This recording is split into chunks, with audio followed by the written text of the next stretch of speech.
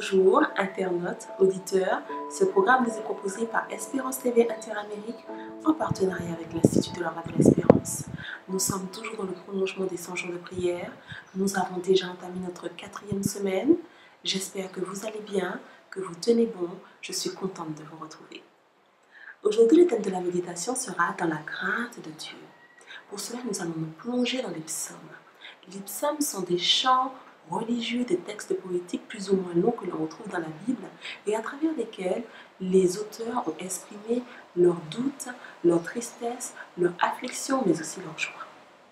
Le psaume qui va nous intéresser aujourd'hui est le psaume le plus long de la Bible, le psaume 119.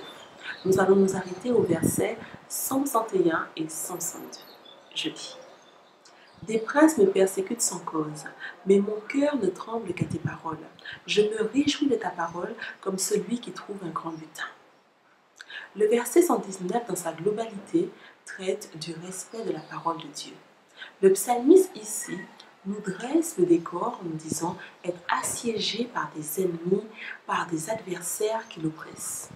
Mais alors qu'il devrait être en frayeur, il devrait être inquiet de cette situation, il nous dit être en réflexion, être préoccupé davantage par le fait que sa vie soit en conformité avec ce que Dieu attend de lui.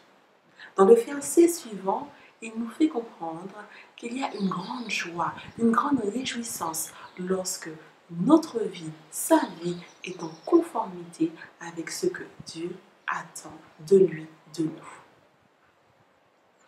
En conclusion, nous pourrons dire que le psalmiste nous interpelle sur le fait qu'il n'y a pas de crainte à avoir quant aux ennemis charnels, mais bien d'être préoccupé, d'être soucieux de la qualité de la relation que nous avons vis-à-vis de notre Dieu et surtout de la manière dont nous conformons à ce que Dieu attend de nous. Mais nous allons continuer notre méditation autour du texte Avec Dieu chaque jour à la page 299 pour en savoir davantage.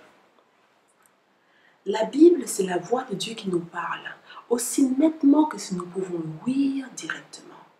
Si nous nous rendions compte de ce fait, quelle crainte n'éprouverions-nous pas en ouvrant la parole de Dieu et quelle ferveur ne rechercherions-nous pas ses préceptes?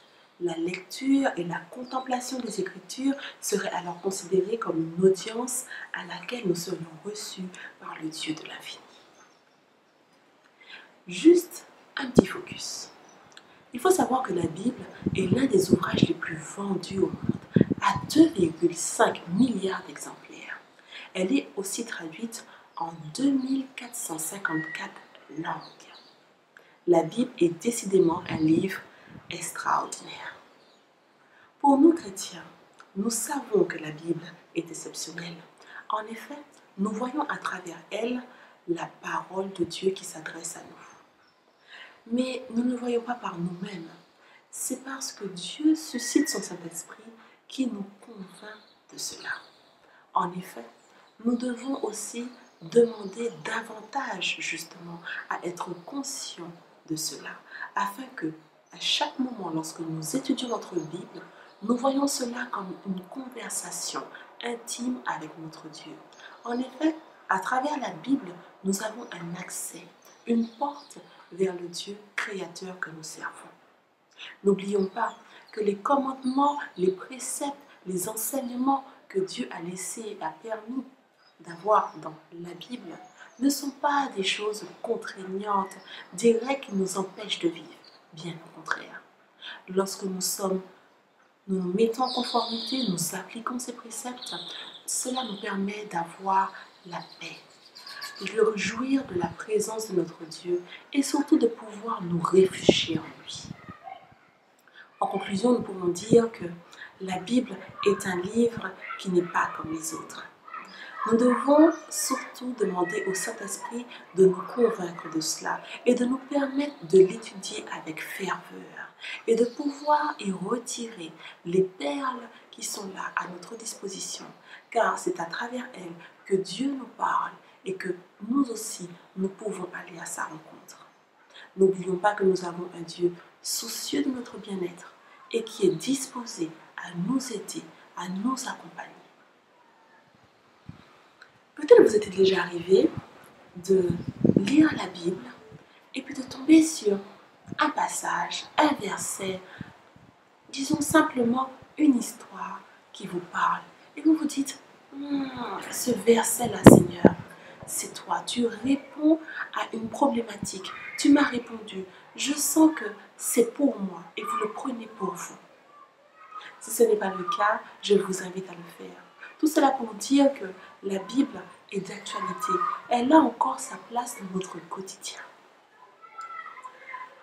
Vous serez d'accord aussi avec moi que dans ce temps de confinement, nous sommes facilement emportés par des idées négatives. Je vous invite à avoir des petits moments de gratitude, à vous tourner vers Dieu et à, comme dit la chanson, compter, à essayer de compter tous ses bienfaits. Vous pouvez par exemple faire une liste dans laquelle vous commenceriez une phrase en disant « Je suis contente de ta parole parce que… » et vous continueriez la suite. Si vous manquez d'inspiration, vous pouvez vous relire le psaume 119 ou sinon les autres qui sont très riches en exemples. Nous allons continuer avec les sujets de prière, mais avant, je souhaite que nous puissions rendre grâce à Dieu car l'Église du Guatemala avait beaucoup de difficultés car les membres ne pouvaient pas avoir accès aux denrées de première nécessité. Gloire soit rendue à Dieu car une solution a été trouvée et maintenant ces personnes qui étaient en quarantaine dans des circonstances précaires, maintenant ont de quoi pouvoir se substanter. Gloire à Dieu pour ça. Nous allons continuer néanmoins à prier davantage à travers les 5 sujets de prière que je vous présente maintenant. Sujet numéro 1. Prions pour l'Afrique alors qu'elle lutte contre la pandémie de coronavirus. Prions pour que les membres de nos églises qui luttent contre le manque de soins de santé adéquats. Prions pour les taux d'infection et de mortalité ne soient pas aussi élevés que prévu. Sujet numéro 2. Prions pour les milliers de groupes ethniques dans le monde qui représentent 69% de la population mondiale et qui n'ont pas encore eu une présentation claire de Jésus. Prions pour que de nouveaux moyens innovants soient mis en œuvre pour les atteindre pendant cette crise. Sujet numéro 3.